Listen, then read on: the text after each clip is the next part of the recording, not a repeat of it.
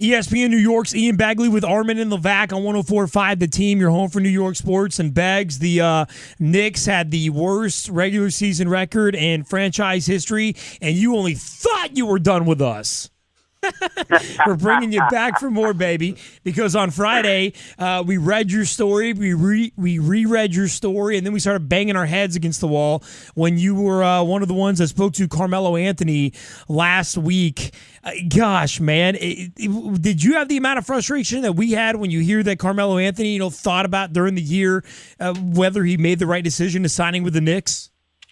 Listen, if I'm a Knicks fan, I totally understand. I mean, I would be frustrated if I was a big fan and I see, we just paid this guy $124 million and he's having second thoughts. I totally get that point of view.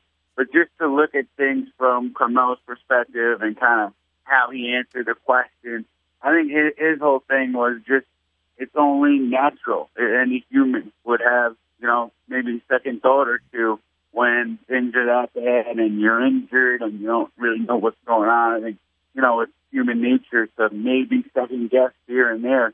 It's not like he was sitting there all season thinking about why he signed with the Knicks and thinking about how he should have gone to Chicago. I think it was just a couple moments here and there throughout the year where he was like, what would it have been like if I went to another town and not here?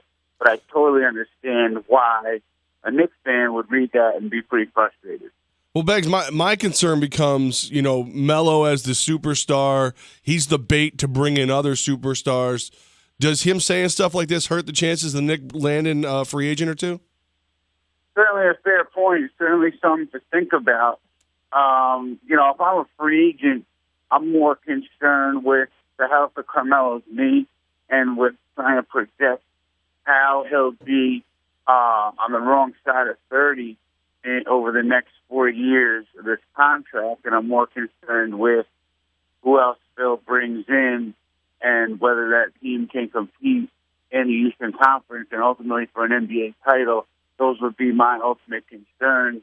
And, I'm sure, potential free agents read that. It maybe gets them thinking. So I think that's a fair point to raise. But I'd have bigger concerns if I was a potential free agent, more than just Carmelo second-guessing things for a couple of days during a rough season. Ian Begley of ESPN New York. So, Ian, it sounds like you're downplaying a little bit of what Carmelo said last week, and you're categorizing it more in the folder of he's human and less of in the folder of he is selfish and doesn't buy into a team concept.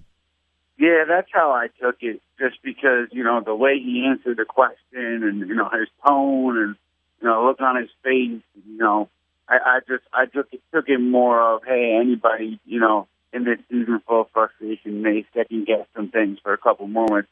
But he made it clear he's optimistic about the future. He's fully committed to the future, helping them bring in free agents. But I could see, how somebody reading that would say, hey, we just gave this guy a huge contract.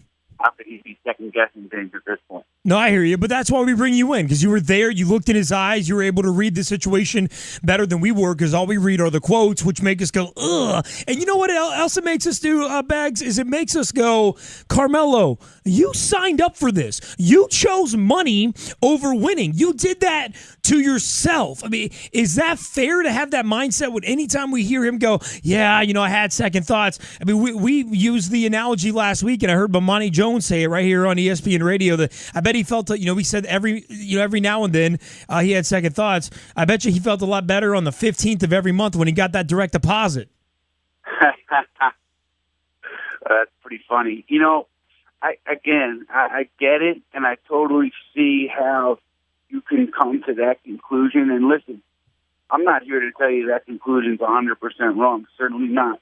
All I can say is, from the tone of Carmelo's comments and from what he said over the course of the 25-minute chat that we had with him, it seems to me like he is fully committed to this team and fully committed to the idea that, yes, I'm here, I'm a face of this organization, it's on me to help turn this thing around, and if we fail, it's going to be on me. I think he's fully cognizant of that. So I don't think it's a situation where you have to kind of question his loyalty to the Knicks or question, his decision-making. That's just the way I read it. Listen, maybe his true feelings are closer to what you guys are saying than to how I interpret it. All I can tell you is how I felt and what I saw and what I interpreted based on what he said last week. Beg, so now that this season is officially behind us, thank God, mercifully over, the question starts to mount. Like, you got guys like Detroit Pistons, Greg Monroe, saying, yeah, I'll sit down with Phil in the offseason and talk. Is there a clearer picture about the free agents they might actually have a shot at now? Well, I think there's no question they will have strong interest in Greg Monroe. I think if they decide to make him a max offer and Greg, decides that New York will be a good fit for him, that's a good match for the Knicks. So certainly, if you're looking ahead to free agency, that's a name to keep an eye on, because I tend to think that they realized after the season that they just had, they're going to have to overpay in this free agent market to land somebody. So while some think Greg Monroe is not a max player, if you're the Knicks, you're coming off a horrendous season, you're almost forced to pay him max money to bring him in here. So that's one guy certainly they will keep an eye on. I would not discount completely the idea that they still sniff around on Wes Matthews and see what the market is for Wes. Even though he suffered that ACL injury, he's probably going to be out for the first few months of next year.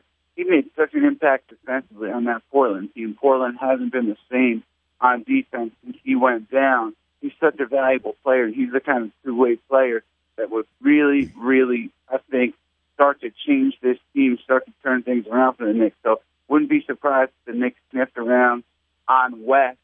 And the big names out there they will be interested in. They will try to make contact with these guys. I just don't know how realistic LaMarcus Aldridge, Kevin Love, a Rondo, a Marcus Gasol is for them at this point.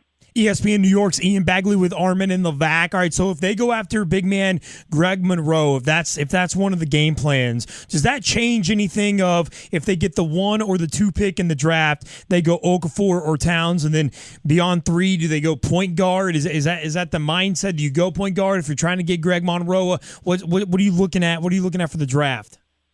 That's the interesting thing. I think, if you have a Melo and you have a Greg Monroe on your front line, it's logical that you'd want to fill out that third spot on the front line with a strong defender, because neither Melo nor Monroe is known as a strong individual defender. So you need a guy who can really defend the rim. So if you get a top 2 pick, I think you go Towns because of that. So it certainly brings a new wrinkle into that draft. And then that being said, if you fall out of the top 2 and you don't think you have a shot at Towns, maybe it leads you even more to think about trading that pick. Because if you don't think you're going to get a big man and you really want a big to round out that front line, maybe you think, hey, if I include this pick in a trade, I can land a top big man to bring in and round out the front line. So that's certainly something you could think about. I think that's kind of how things will go. The Knicks don't get a top 2. It inclines them more to think about dealing this pick. Beggs with $25 million in cap space and the amount of changes that Phil Jackson has already made, are you anticipating just an uber busy summer for yourself and the Knicks? Yeah. I think my season really just started. I think I was busy in season. You're always busy in season. I think I'm going to be much busier, though, come June and July when the trade rumors start flying around, the draft rumors start flying around, and then free agency starts after the draft. So, yeah, I think it's going to be a busy few months. I would say one thing. I think Phil would be wise to hold on to some of that $25 million this year, because next year the projected cap numbers will give him a big bump in the summer of 2016. If he wants to go after a max free agent in 2016, he's going to have to hold on to some of that $25 million this summer so he has enough money left over to chase a max guy in 2016. All right, Beggs, we're going to send you like Beer of the Month Club or something to keep you like leveled out because you're going to be stressed out this whole offseason. I'm worried about you. I'll take it, guys. I'll give you my address when we get off air. Yeah, you got a vacation coming up or what? Yeah, I'm actually going on my honeymoon in late August when everything quiets down. So I have that to look forward to. Nice, man. When did you get married? I'm getting married on May 30th. Woo! Congratulations, man. Screw Beer of the Month. We got a wedding gift we got to say, man. That's awesome. Good for you, dude. Thanks, boys. So listen, if you need me on May 30th, catch me before 6 p.m. because that's when the ceremony starts. Not a good way to start off the marriage, man. We appreciate your commitment, but not a great start. We'll probably try to stay. He says that now, Beggs. He's going to call you. Yeah, I'll try to stay away from that day. Every other day is still on guard, though. Ian Begley of ESPN New York, at Ian Begley on Twitter. Beggs, thanks for your time, man, as always. Thanks a lot, boys. Take care.